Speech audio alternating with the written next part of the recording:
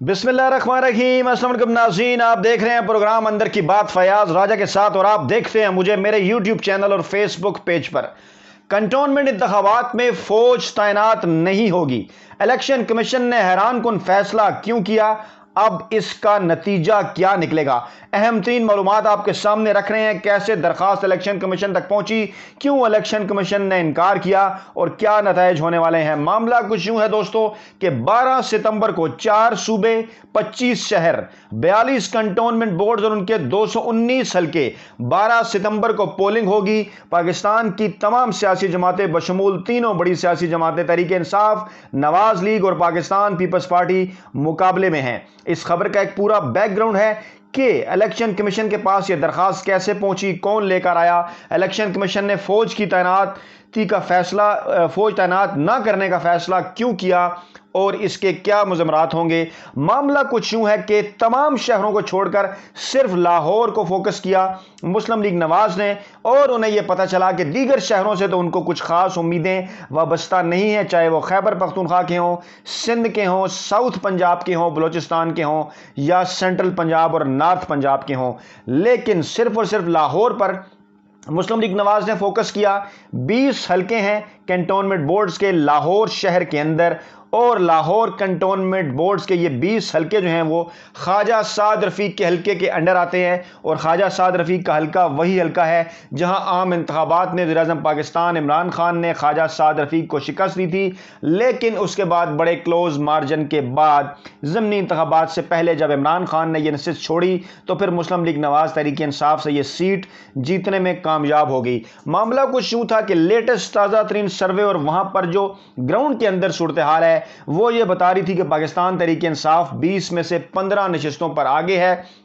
इसी माहौल के अंदर ख्वाजा साद रफ़ीक अपनी दीगर नवाज लीग की क़यादत के हमरा जिसमें एहसन इकबाल भी शामिल थे, वो इलेक्शन कमीशन पहुंच गए और वहां उन्होंने दरखास्त कर दी, वहां उन्होंने ये इल्ज़ाम लगा दिया, एप्लीकेशन दे दी कि पाकिस्तान तहरीक इंसाफ धांधली कर रही है और तहरीक इंसाफ को धांधली से रोका जाए। लेकिन इसी असना में एक वीडियो सामने आई और इस वीडियो के अंदर साफ तौर पर यह देखा जा सकता है कि ख्वाजा साद रफ़ीक के एक इंतहाई करीबी साथी उस हल्के के अंदर अपने उम्मीदवार की इंतखाबी मुहिम के दौरान न सिर्फ नोट निछावर कर रहे हैं लोगों के ऊपर बल्कि सरेआम उन्हें रिश्वत भी दे रहे हैं, उनके ऊपर कपड़ों के थान भी जो है वो निछावर किए जा रहे हैं। ये सारा माहौल था, ये सारा सिनेरियो था क्योंकि पाकिस्तान मुस्लिम लीग नवाज को अच्छी तरह से इस बात का अंदाज़ा हो चुका था कि 12 सितंबर को यहाँ से लाहौर से उनकी यकीनी जो शिकस्त है वो उन्हें नज़र आ रही थी। लेकिन इसी दौरान पाकिस्तान तहरीक इंसाफ जो है वो इलेक्शन कमीशन पहुंची और इलेक्शन कमीशन के अंदर उन्होंने ये दरख्वास्त दायर कर दी कि कंटोनमेंट बोर्ड के इंतखाबात के अंदर फ़ौज जो है वो तैनात की जाए। अब इसका एक पूरा बैकग्राउंड है। पाकिस्तान में हमेशा से जितने भी इंतखाबात हुए हैं 1970 से लेकर 2018 तक तमाम इंतखाबात के अंदर सवालिया निशानात उठाए जाते रहे। अगरचे बाज़ औक़ात ये इंतखाबात ब्यूरोक्रेसी के अंदर हुए, कभी पुलिस इंतजामिया लोकल इंतजामिया के अंदर हुए, रेंजर्स भी जो है वो तैनात की जाती रही, फौज की तैनाती के अंदर भी हुए। लेकिन इसके बावजूद कुछ ना कुछ सवालात उन सियासी जमातों की जानिब से उठाए जाते रहे जो कि इन इलेक्शन में कामयाब नहीं हो पाती थी। मामला कुछ यूं था कि 2013 से ही सियासी जमातें इस नतीजे पर पहुंचना शुरू हो गई कि मुल्क में होने वाले आम इंतखाबात के अंदर सिक्योरिटी के लिए और ख़ास तौर पर उस माहौल में कि जब बैलेट बॉक्स उठा लिए जाते हैं, बैलेट पेपर चोरी कर लिए जाते हैं, ये ज़रूरी है कि फ़ौज की तैनाती जो है वो पोलिंग स्टेशन पर यकीनी बनाई जाए। 2013 के इंतखाबात में पहले इक़दाम के तौर पर यह हुआ कि फ़ौज को पोलिंग स्टेशन के बाहर तैनात किया गया। पोलिंग स्टेशन के अंदर उनका किसी किस्म का कोई किरदार नहीं था, रेंजर्स हो या फौज। और कुछ फुटेज जो है वो सामने आई कराची के मुख्तलिफ हल्कों से जहां पर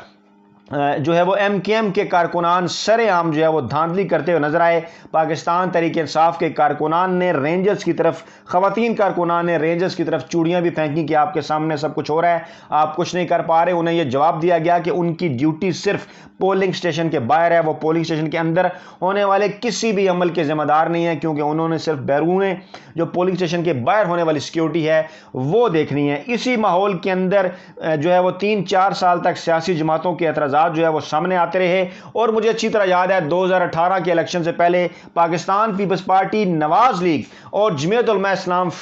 ان سیاسی جماعتوں میں پیش تھے جنہوں نے خود الیکشن کمیشن کے اندر یہ بیٹھ کر کہا کہ پولنگ کے 2018 کے عام انتخابات میں 25 جولائی کے روز نہ صرف پولنگ سٹیشن کے باہر بلکہ پولنگ سٹیشن کے اندر بھی فوج تعینات ہونی چاہیے۔ اسی صورت میں پاکستان میں آزاد، شفاف اور منصفانہ انتخابات ہو سکتے ہیں، کیونکہ فوج کے اوپر تمام سیاسی جماعتوں کا مکمل یقین ہے۔ اور ایسے ماحول کے اندر جبکہ ریگنگ ہوتی ہے گنتی سے پہلے، ووٹ ڈالتے وقت اور گنتی کے دوران، اور بیلٹ پیپر پھاڑے جاتے ہیں، اڑا لیے جاتے ہیں، چوری کر لیے جاتے ہیں، بیلٹ باکس غائب ہو جاتے ہیں، بعد میں ووٹ ڈال دیے جاتے ہیں، تو اس ماحول کے اندر الیکشن کمیشن نے 2018 سے پہلے یہ فیصلہ کیا کہ پولنگ سٹیشن کے اندر بھی 2 فوجی جوان جو ہے وہ تعینات ہوں گے۔ اب ہوا یہ کہ جب 2018 کے صاف، شفاف اور منصفانہ انتخابات کا نتیجہ سامنے آیا، ڈیفینیٹلی لوکل انتظامیہ، پولیس اور دیگر انتظامیہ جس کے اوپر جو ہے وہ سیاسی جماعتوں کے اثرات ہوتے ہیں، وہ وہاں پر موجود نہیں تھی۔ فوج کے پاس تمام اختیارات تھے، بڑے اسموتھلی تمام پولنگ کا عمل مکمل ہوا، گنتی کا عمل مکمل ہوا، جس کے نتیجے میں پاکستان تحریک انصاف کو کامیابی ملی۔ اب یہی وہ بات تھی جو کہ مسلم لیگ نواز، پیپلز پارٹی اور JUI سے ہضم نہیں ہو سکی، اور خاص طور پر مسلم لیگ نواز نے اس بات کا شور مچانا شروع کر دیا بغیر کسی ثبوت کے کہ پاکستان تحریک انصاف کو فوج کی جانب سے کوئی سپورٹ ملی ہے،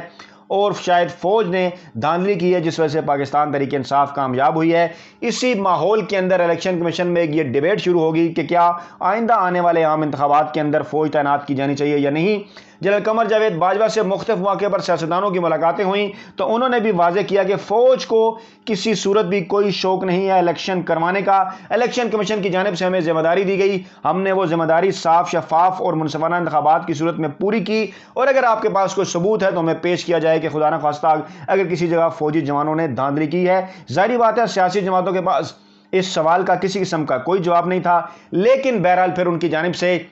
جب یہ موقف اختیار کیا گیا کہ فوج تعینات نہیں کی جانی چاہیے، تو جنرل باجوہ نے بھی کہا جی بالکل ہمیں کوئی شوق نہیں ہے، الیکشن کمیشن اگر ہمیں نہیں بلائے گا تو ہم نہیں آئیں گے۔ یہ وہ سارا ماحول تھا کہ جس ماحول کے اندر جب کراچی میں ضمنی انتخابات ہوئے تو مفتاح اسماعیل دوبارہ گنتی کے موقع پر خود یہ کہتے ہوئے نظر آئے کہ جو بیلٹ باکس ہیں وہ سندھ پولیس کی بجائے، لوکل انتظامیہ کے بجائے فوج یا رینجرز کے حوالے کیے جائیں، یعنی ان کا اتنا ٹرسٹ تھا فوج کے اوپر۔ اچھا، اسی طریقے سے جناب ایک اور معاملہ اس وقت سامنے آیا جب ڈسکا الیکشن کا معاملہ ہوا، تو وہاں پر بھی جب دوبارہ پولنگ ہوئی تو یہی کہا گیا کہ رینجرز کی تعیناتی جو ہے وہ ضروری ہے۔ سپریم کورٹ نے بھی بلکہ الیکشن کمیشن آف پاکستان سے پوچھا کہ پہلے رینجرز کی تعیناتی جو ہے وہ کیوں نہیں کی گئی۔ اب اسی سارے ماحول کے اندر کہ جب نواز لیگ اس مرتبہ پھر شور مچا رہی تھی کنٹونمنٹ بورڈ کے الیکشن میں، جب کہ فوج تعینات نہیں بھی تھی، لوکل انتظامیہ سب کچھ کر رہی تھی، تو یہ اعتراض کیا مسلم لیگ نواز نے کہ لوکل انتظامیہ جو ہے وہ عثمان بزدار کے کہنے پر یا گورنر پنجاب کے کہنے پر یا وزیر اعظم پاکستان عمران خان کے کہنے پر